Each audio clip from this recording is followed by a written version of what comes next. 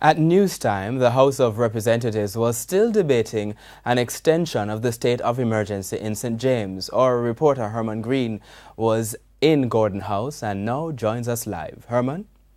Thanks, Archie. Well, when Andrew Holness came to the House of Representatives today, he came prepared to convince the House that the state of emergency in St. James was not only warranted, but critical for what he called the success of the operation so far.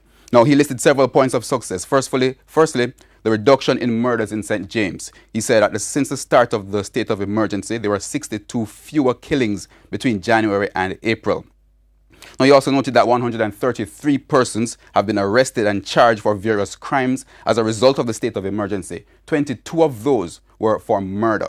Now, he says the approach being used is carefully organized, orchestrated by the police forces. So it's not just a hear him, scare him, go in and see what they can do. This is what he had to say. I want the public to understand that the police isn't just operating in the dark with a scattershot approach, that they have actually sat down and scoped out the gangs.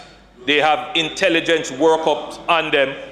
But for them to act, Mr. Speaker, to convert intelligence into evidence, it's not the easiest thing in an environment like ours, where witnesses don't come forward, where people withhold information, and even if they do come forward, they don't turn up to court.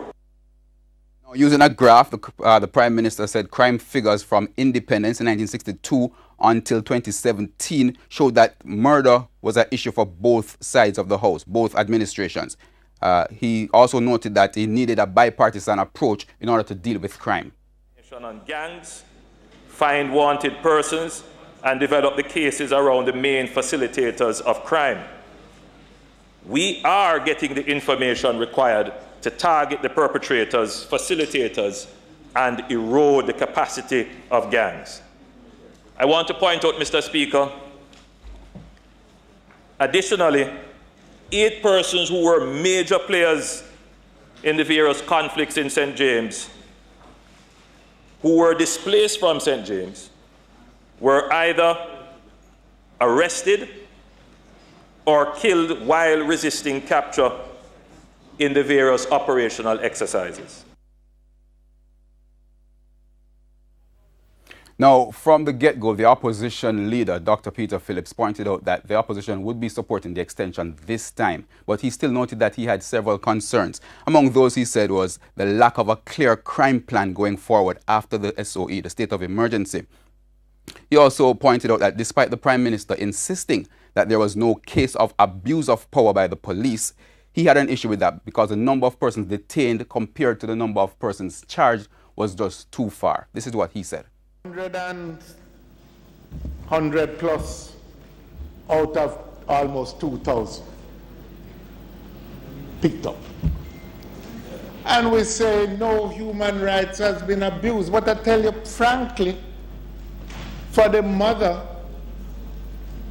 who don't know where her child is on a night, for the youth who losing work, for the mother who does not know for 3 days. I can tell you, if my teenage youth didn't return 3 nights and I didn't know, it has happened.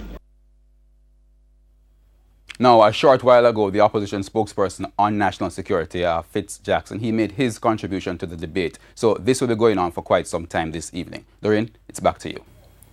Thank you, Herman.